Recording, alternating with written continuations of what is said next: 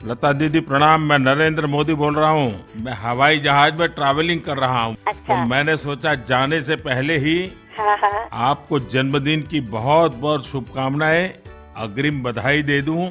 आपका स्वास्थ्य अच्छा रहे, जी। आपका आशीर्वाद हम सभी पर बना रहे।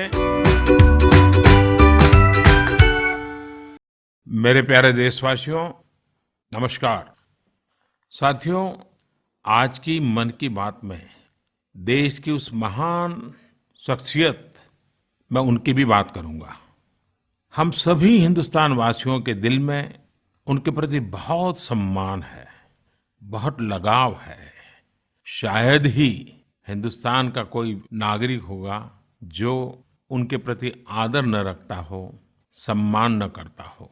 वो उम्र में हम सभी से बहुत बड़ी है और देश के अलग अलग पड़ावों, अलग अलग दौर की वो साक्षी हैं। हम उन्हें दीदी कहते हैं, लता दीदी। वो इस 28 सितंबर को 90 वर्ष की हो रही है।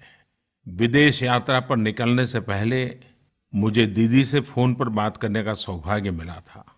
ये बातचीत वैसी ही थी जैसे बहुत दुलार में छोटा भाई अपनी बड़ी बहन से बात करता है।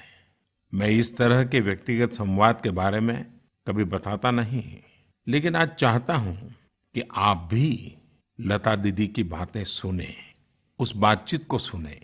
सुनिए कि कैसे आयु के इस पड़ाव में भी लता दीदी देश से जुड़ी तमाम बातों के लिए उत्सुक है, तत्पर है और जीवन का संतोष भी भारत की प्रगति में है, बदलते हुए भारत में है, नई ऊंचाइयों को छू रहे भारत में है। लता दीदी प्रणाम। मैं नरेंद्र मोदी बोल रहा हूँ। प्रणाम। मैंने फोन इसलिए किया क्योंकि इस बार आपके जन्मदिन पर हाँ हाँ। मैं हवाई जहाज में ट्रैवलिंग कर रहा हूँ। तो अच्छा। मैंने सोचा जाने से पहले ही हाँ हाँ। आपको जन्मदिन की बहुत बहुत शुभकामनाएं, अग्रिम बधाई दे दूं। आपका स्वास्थ्य अच्छा रहे, जी। आपका आशीर्वाद हम सभी पर बना रहे। बस यही प्रार्थना, और आपको प्रणाम करने के लिए मैंने अमेरिका जाने से पहले ही आपको फोन कर दिया। आपका फोन आएगा ये सुन के ही मैं बहुत ये हो गई थी। आप जाके कब वापस आएंगे? मेरा आना होगा 28 लेट नाइट और 29 मॉर्निंग, और तब अच्छा आपका अच्छा। जन्मदिन हो गया होगा। अच्छा अच्छा। जन्मदिन तो क्या मनाएंगे, और बस घर में ही सब लोग। तो दीदी देखिए, आपका मुझे तो, आपका मतलब आशीर्वाद मिले तो अरे बहुत है। आपके आशीर्वाद हम मांगते हैं, आप तो हमसे बड़े हैं। उम्र से बड़ा तो बहुत कुछ लोग होते हैं, पर अपने काम से जो बड़ा होता है उसका आशीर्वाद मिलना बहुत बड़ी चीज होती है। दीदी आप उम्र हमेशा में भी यही बड़ी सोचती हैं हूँ। और काम में भी बड़ी हैं, और आपने तो ये जो सिद्धि पाई है, जी ये साधना और तपस्या करके पाई है। जी। मैं तो सोचती हूँ कि ये मेरे माता पिता का आशीर्वाद है और सुनने वालों का आशीर्वाद है। मैं कुछ नहीं हूँ।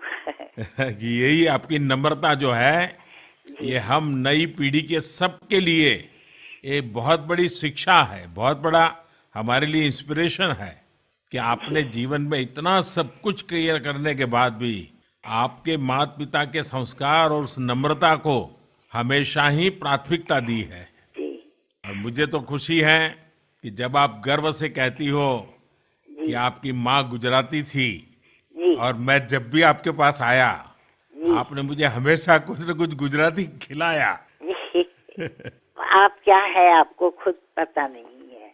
मैं जानती हूँ कि आपके आने से भारत का चित्र बदल रहा है, और वो वही मुझे बहुत खुशी होती है, बहुत अच्छा लगता है। बस दीदी आपके आशीर्वाद बने रहे, पूरे देश पर आपके आशीर्वाद बने रहे, और हम जैसे लोग कुछ न कुछ अच्छा करते रहें। मुझे आपने हमेशा प्रेरणा दी है। जी आपकी चिट्ठी भी मुझे मिलती रहती है, और आपकी कुछ न कुछ भेंट सौगात भी मुझे मिलती रहती है। तो ये एक अपनापन, जो एक पारिवारिक नाता है, उसका एक विशेष आनंद मुझे होता है। जी। नहीं, मैं आपको बहुत तकलीफ नहीं देना चाहती हूँ, क्योंकि मैं देख रही हूँ, जानती हूँ कि आप कितने बिजी होते हैं और आपको कितना काम होता है, क्या क्या सोचना पड़ता है। जब आप जाके अपनी माताजी को पाँव छू के आए, देखा, तो मैंने भी किसी को भेजा था उनके पास और उनका आशीर्वाद लिया। हाँ, मेरी माँ को याद था और वो मुझे बता रही थी।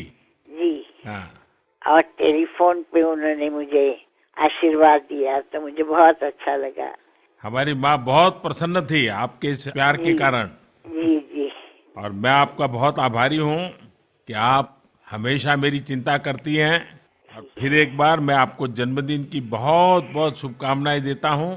जी इस बार मुंबई आया तो मन करता था कि रूबरू आ जाऊं, जी जी लेकिन समय की जरूर। इतनी व्यस्तता थी कि मैं आ नहीं पाया।